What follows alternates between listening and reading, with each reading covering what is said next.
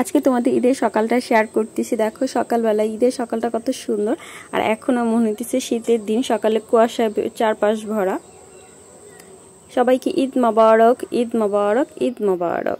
আসসালামু আলাইকুম, কেমন আছো তোমরা? দেখো সকাল সকাল ঘুম থেকে উঠে পড়লাম, আর আমার মেয়ে তো সেই 5:30টায় ঘুম থেকে উঠে পড়ছে, আর উঠে গোসল করছে, আর এখন সাজুগুজু করতেছে একা একাই। মাশাআল্লাহ, ও একাই অনেক সুন্দর করে সাজতে পারে, আর দেখো কত সুন্দর লাগতেছে ওকে। আমি ওকে বলছি আমি রান্না করবো আর তুমি সাজুগুজু করে ফেলো, আর কারণ তাছাড়া আমার দেরি হয়ে যাবে। আজ আমি ঈদের সব রান্নাই মাটির হাঁড়িতে করে নিব। রান্নার জন্য সব কিছু রেডি করে নিয়ে চুলার কাছে নিয়ে আসলাম, আর এখন একটা একটা করে রান্না শুরু করব। যেহেতু মাটির হাঁড়িতে রান্না করব, আর সব কিছু রেডি করে নিলে তাড়াতাড়ি হবে, আর এর জন্যই সব কিছু রেডি করে নিয়ে চুলার কাছে নিয়ে আসছি।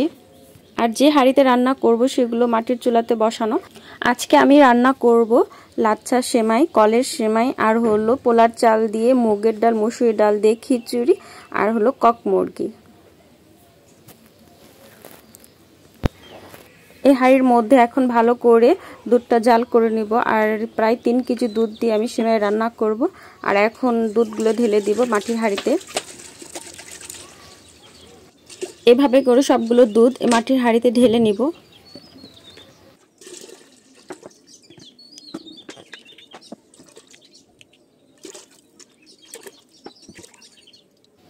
আর এর মধ্যে সামান্য কিছু পানি দিয়ে দিব, কারণ দুধটা অনেকক্ষণ ধরে জাল হবে, এর জন্য।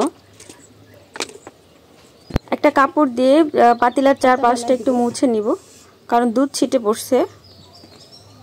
এখন জালটা ধরাই দিচ্ছি, এখন ভালো করে দুধটা জাল হবে।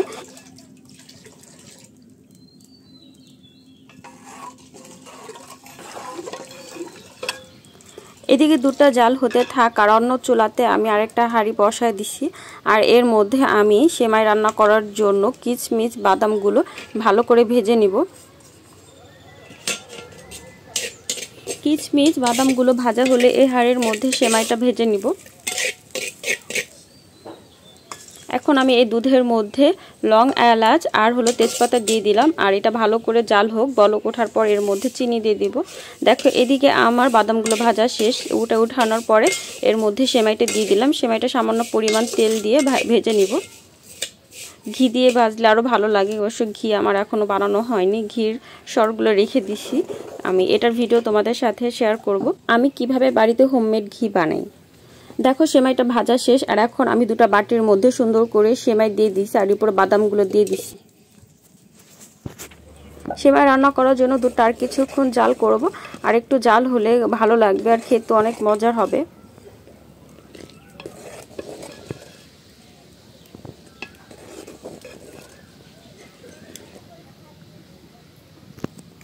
এদিকে লাচ্ছা সেমার উপরে আর হলো কলের সেমার উপরে সুন্দর করে ডেকোরেশনের জন্য দিয়ে দিছি। দেখতে দেখো কত ভালো লাগতেছে। এবার এই হাঁড়ির মধ্যে আমি মাংস রান্না করব, এর জন্য তেল দিয়ে দিলাম।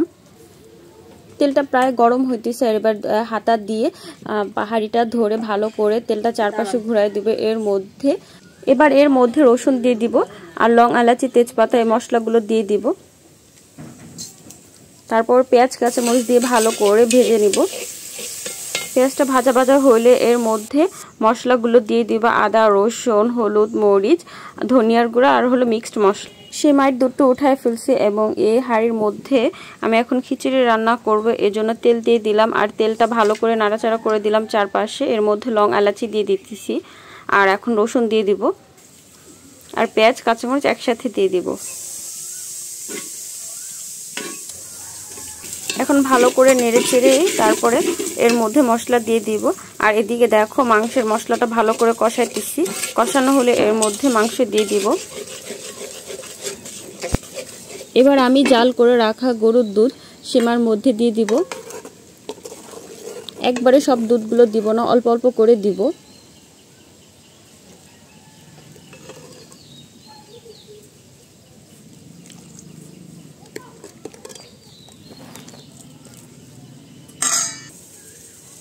দেখো আমি দুটোটার মধ্যে দুধ দেওয়া হয়েছে, লাচ্ছা সেমাইটার মধ্যে আর হলো কলের সেমার মধ্যে। এখন আমি কলের সেমাইটার মধ্যে ঢাকনা দিয়ে ঢেকে দিব।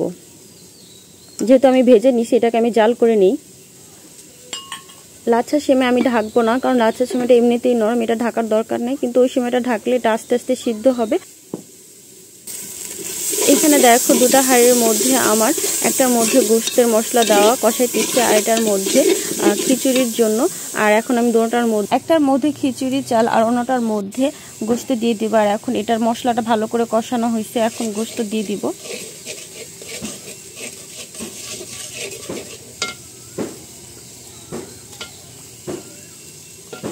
এই গোশতটাকে আমার অনেকক্ষণ ধরে কষানো লাগবে, কারণ এটা কক মুরগি অনেক শক্ত থাকে। আর এর জন্য আমি আলুটা অনেক বড় বড় করে কেটে নিচ্ছি। আলু আর গোশতটা একসাথে কষায় নিব। এবার আমি সিদ্ধ হওয়ার জন্য ঢাকনা দিয়ে দিব, আর এখন খিচুড়ির চালটা দিয়ে দিব।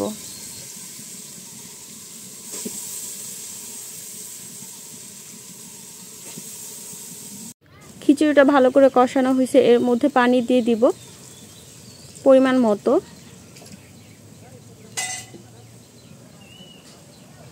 পানি দিয়ে ভালো করে একটু নেড়ে চেড়ে তারপর ঢাকনা দিয়ে ঢেকে দেব সিদ্ধ হওয়ার জন্য।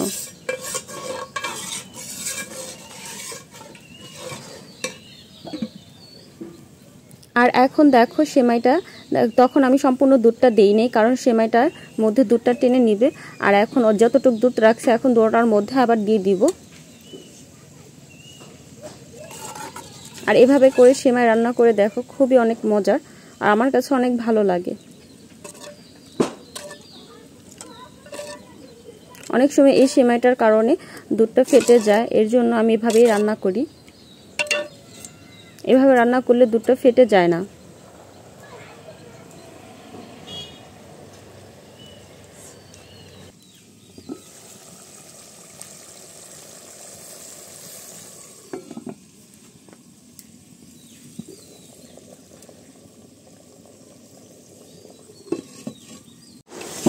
এবার গোশতটা ভালো করে কষানোর পর এর মধ্যে পানি দিয়ে দিব, পানি দিয়ে ঢেকে দিব। এবার দেখো আমার রান্না শেষ, আর আমি সব কাজগুলো শেষ করে এখন আমি খাবো। সবকিছু খাবারগুলো রেডি করে রাখছি। এখন আমাকে একা একাই খাবার খেতে হবে।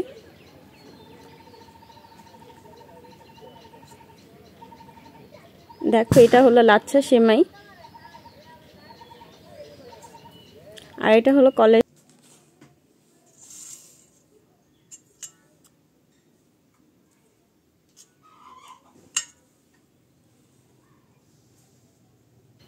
প্রথমে খিচুড়ি খাবো, এর জন্য খিচুড়ি প্লেটে নিয়ে নিলাম।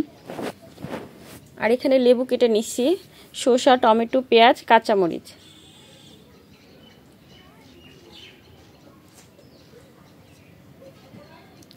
এই বাটির মধ্যে হলো খিচুড়ি, আর এটার মধ্যে হলো কক মুরগি। দেখো দেখতে কত ভালো লাগতেছে, মনে হইতেছে যে মুরগির কালা ভুনা।